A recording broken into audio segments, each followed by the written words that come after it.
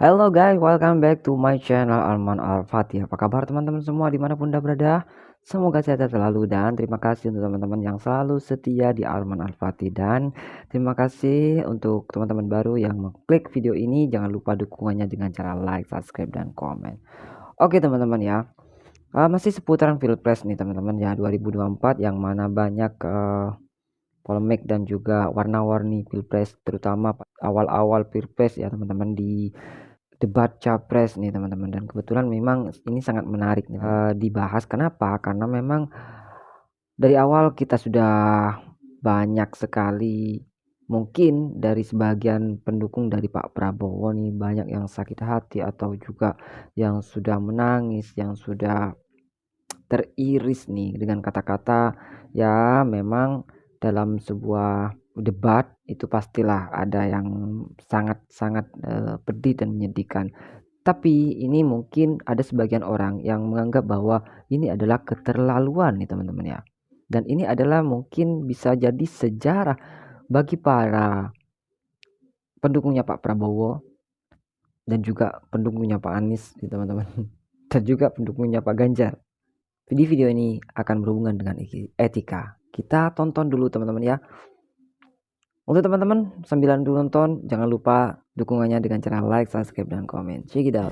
Menetapkan, mencalonkan saudara Anies Rashid Baswedan sebagai calon gubernur. Ini awal perjalanan yang lainnya. Daerah khusus Perjalanan Pak Prabowo dengan Anies untuk masa bakti. Yang mungkin ini adalah, ini mungkin yang akan jadi sejarah dan juga tidak akan pernah dilupakan oleh para pendukungnya Pak Prabowo tentang ungkapan Pak Anies yang ada di mata Najwa. Dan pada semua saya katakan, saya tidak ingin menjadi bagian dari orang-orang yang mengkhianati Pak Prabowo. Saya sampaikan pada semua. Saya tidak akan memotong proses pencalonan Pak Prabowo dan proses kampanye Pak Prabowo. Dan komitmen itu saya pegang. Siapapun yang bertemu dengan saya, mendiskusikan soal ini, selalu saya katakan bahwa saya memiliki komitmen dengan Pak Prabowo. Tidak ada yang tahu kecuali saya dan Pak Prabowo. Meskipun tidak ada saksi dalam pertemuan itu, tapi kata-kata saya diingat oleh Pak Prabowo dan diketahui tentu oleh banyak orang. Tapi saya sampaikan kepada semua, saya pegang itu. Jadi, ketika ada yang datang mendiskusikan, saya sampaikan, selama ini ada Pak Prabowo, saya tidak mau memikirkan siapapun yang bertemu saya. Siapapun yang bertemu, jawabannya sama. Dan itu boleh dikonfirmasi pada siapapun yang ketemu. Saya sampaikan, saya memiliki komitmen dan saya tidak ingin dicatat sebagai pengkhianat. Nah, itu ya tadi teman-teman ya. Tidak ingin ditata menjadi seorang pengkhianat nih teman-teman. Ini adalah momen-momen di mana Pak Anies dan Pak Prabowo masih bersama, namun entah kenapa setelah pertarungan politik dan juga pencalonan capres nih teman-teman ya, ada yang sangat-sangat berbeda dan mencolok dari Pak Anies ke Pak Prabowo. Dan sering Pak Anies bilang bahwa kita lihat jejak digital, makanya para netizen kadang melihat jejak digitalnya ya teman-teman, terutama yang ini nih, mungkin tidak akan pernah dilupakan oleh pendukungnya Pak Prabowo. Oke, kita lanjut nih teman-teman ya. Hutang itu digunakan untuk kegiatan yang non produktif. Misalnya, hutang dipakai untuk membeli alutsista bekas oleh Kementerian Pertahanan. Dan lebih jauh lagi, ironisnya, Kementerian Pertahanan menjadi kementerian yang dibobol oleh hacker 2023. Sebuah ironi, karena itu kita ingin mengembalikan. Dan 700 triliun anggaran Kementerian Pertahanan tidak bisa mempertahankan itu, justru digunakan untuk membeli alat-alat alutsista yang bekas. Di saat tentara kita lebih dari separuh tidak memiliki rumah dinas, sementara menterinya punya, menurut Pak Jokowi, punya lebih dari 340 hektar tanah di Republik ini. Ini harus diubah.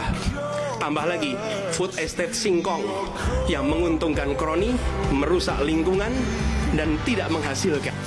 Persoalannya, kalau tadi disebut ada yang teoritis, ada yang kedua tidak dilaksanakan. Jadi selama 5 tahun ini, apa yang dikerjakan dalam mempertahankan sistem cyber kita? Selama 5 tahun apa yang dikerjakan Pak Prabowo? apa ya? Ya mungkin kalau kita tidak tahu seperti itu teman-teman. Cuma perlu diingat bahwa Pak Anies itu, kita lanjut lagi nih. Bukan sekedar hadir di forum-forum menjadi salah satu penonton, salah satu hadirin. Jadi bukan memutuskan untuk belanja alutsista berdasarkan selera dan berdasarkan preferensi masa lalu. Tapi dalam kenyataannya Pak, ketika Bapak memimpin di Kementerian Pertahanan, banyak orang dalam pengadaan alutsista. PT Teknologi Militer Indonesia, Indonesia Defense Security, lalu orang dalam pengelolaan food estate. Lalu ada kejadian-kejadian di mana kita semua menyaksikan ketika ada pelanggaran etika dan Bapak tetap jalan terus dengan cawapres yang melanggar etika. Bapak Presiden menyampaikan Bapak punya lahan lebih dari Dari sini aja sudah kita menilai nih teman-teman bahwa memang Pak Anies itu sangat ngotot untuk membunuh karakternya Pak Prabowo, yang seharusnya memang tidak sesadis itu ya teman-teman ya. Kita lanjut lagi nih teman-teman. dari 340.000 hektar, sementara TNI kita, prajurit kita, selebih dari separuh tidak punya rumah dinas. Itu fakta, tidak perlu dibicarakan secara tertutup. Itu kekurangan yang harus kita perbaiki. Dan ketika tadi Bapak mengatakan, Bapak akan meningkatkan kesejahteraan. Pak, Bapak ini sudah Menhan selama 4 tahun, hampir 5 tahun. Bukan calon Menhan. Jadi harusnya menunjukkan inilah yang sudah saya kerjakan. Bukan mengatakan apa yang akan dilakukan. Nah, justru Kebayang ya teman-teman pada waktu itu debat capres di situ ya teman-teman ya. Para pendukungnya Pak Prabowo perasaannya sedih, nangis, kesel. Nggak tahu lah, mungkin campur aduk ya teman-teman pada waktu itu. Namun semuanya sekarang sudah terbayar nih teman-teman ya. kalau Bapak ketahui datanya salah, tunjukkan di tempat ini. Saya pengen data yang Bapak katakan salah, silahkan Anda bantah di sini. Ini bukan soal pribadi, ini soal negara, ini soal Diserang policy. ya. Penjelasannya ya di Dua tempat lawan ini, satu. bukan di ruang-ruang tertutup yang tidak diketahui oleh publik. Justru kalau Bapak ketahui datanya salah, tunjukkan di tempat ini sehingga publik bisa mengetahui. Saya pengen data yang Bapak katakan salah, data pertahanan Anda ini, Anda pertahanan saya, silahkan Anda bantah di sini. Pertahanan ini sakral bagi kita. Ini menyangkut keselamatan. Nah, ini ya teman-teman ya. Hebatnya Pak Prabowo itu di sini tidak terpancing dari apa yang mereka inginkan, yaitu untuk mengungkap rahasia negara, sebuah pertahanan negara nih teman-teman ya. Ini mungkin adalah salah satu pencapaian dari Pak Prabowo. Artinya kematangan berpikir dan juga kedewasaan dari Pak Prabowo ini tidak menggoyahkan keyakinannya untuk tidak membuka rahasia negara. Pak, jangan karena ambisi pribadi kita menghasut dan menyesatkan rakyat. Sekarang waktunya nggak ada. Jadi saya mengundang kita bicara terbuka. Terbuka, silakan. Tapi saya ingatkan, Bapak cinta atau tidak dengan negara ini? Masa kita mau buka semua kekurangan kita, semua masalah kita buka di depan umum? Apakah itu pantas? Di negara yang baik, di negara maju, masalah rahasia ada, Profesor. Jadi bohong, saya tidak minta tertutup. Saya terbuka, Komisi DPR terbuka. Jadi itu sikap saya. Kalau kita mau ulangi soal anggaran bisa. Nah, di sini teman-teman ya, sempat memang Pak Prabowo dari keyakinannya atau juga komitmennya untuk menjaga rahasia negara bukan cuma di capres nih teman-teman ya, bukan cuma di debat capres. Pada waktu itu memang di DPR didesak untuk mengeluarkan dengan gamblang pada saat rapat DPR tentang semuanya nih teman-teman ya. Namun Pak Menhan pada waktu itu memang teguh pada pendiriannya, tidak akan membuka rahasia negara. Kita cek. Maksudnya apa? Maksudnya kan kita sudah tahu anggarannya 131 sekian. Komponennya kita sudah tahu. Tapi kalau memang dibutuhkan, saya siap. Tapi kalau saya merasa saya ditekan untuk terlalu terbuka, saya tidak akan lakukan. Baik. Saya bertanggung jawab kepada Presiden Republik Indonesia, tapi bersedia kepada saudara-saudara apa saja secara tertutup saya bersedia. Tapi maaf, saya tidak akan mau bicara terlalu terbuka. Karena ini adalah rahasia negara. Clear dari Pak Menhan, terima kasih. Jadi 2019 pertengahan itu saya sebagai Kepala Staf Angkatan Darat menyerahkan, Mas, usulan saya kepada Menteri Pertahanan. Usulan alutsista yang diperlukan sekali oleh Angkatan Darat. Saya yakin Kepala Staf Angkatan Udara begitu, Kasal juga begitu. Nah, dihimpunlah oleh Menhan, Kementerian Pertahanan. Pak, ada nggak Pak? Maksudnya kesan Pak Andika kepada Pak Prabowo gitu misalnya? Ya itu tadi, beliau kalau pikiran untuk memajukan itu, waduh, bagus sekali. Nggak perlu dipertanyakan lagi lah, karena memang itu yang ada di dalam benak beliau. Gimana satuan lebih maju. Nah, itu. Dan bahkan beliau sering mengerahkan sumber daya yang bahkan beliau cari sendiri. Semakin terasa pada saat saya sebagai Kepala Staf Angkatan Darat dan beliau Menhan, apapun permintaan saya kepada beliau, alutsista yang kita inginkan.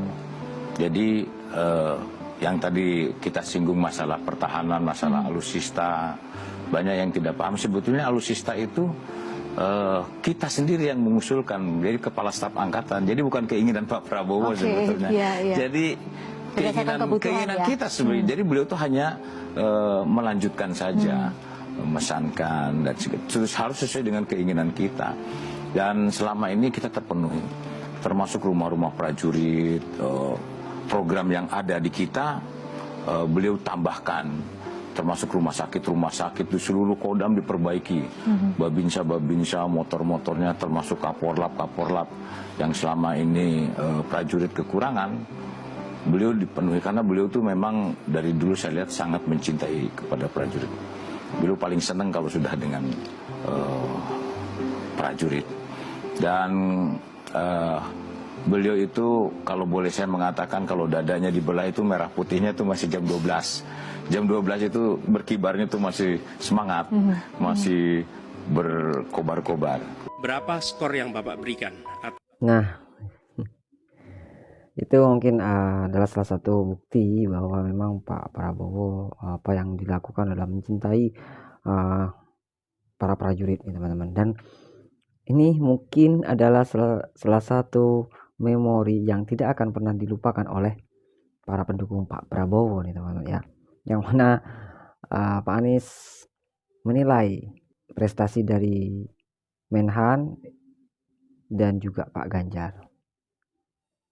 Kita cek Kinerja Kementerian Pertahanan yang dipimpin oleh Bapak Prabowo. Silakan Pak Ganjar. 5 juga.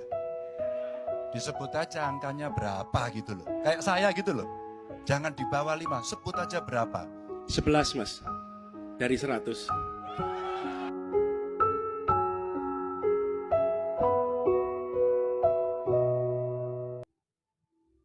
Oke. Itu tadi ya, teman-teman ya. Adalah salah satu mekanisme atau juga serba-serbi capres pada tahun ini, yang mana memang banyak menguras air mata, emosi, dan ya ada saja nih, teman-teman ya. Dan itu adalah tadi adalah kami mengulas jejak digital apa yang sudah diutarakan dari Bapak Anies dan juga memori dengan Bapak Prabowo. Dan kebetulan ini kita bisa lihat sendiri penilaian dari Bapak Anies dan juga Bapak Ganjar kepada Bapak Prabowo sudah terbayar, dan kita bisa lihat seperti apa rakyat memberi nilai kepada Pak Prabowo. Oke, terima kasih teman-teman semua. Video ini tidak untuk menghakimi ya teman-teman, hanya untuk mengingatkan dan juga berikan motivasi kepada kita bahwa kita tidak boleh memberikan kepercayaan 100% kepada seseorang, namun sisakan 5% untuk kita curiga. curiga boleh, asal menuduh jangan, seperti itu ya teman-teman ya. Oke, terima kasih untuk teman-teman semua yang sudah mengikuti Arman Al-Fatih, dan jangan lupa dukungannya dengan cara like, subscribe, dan komen, dan share kepada teman-teman semuanya jika video ini bermanfaat. Sampai jumpa di video selanjutnya. Bye bye.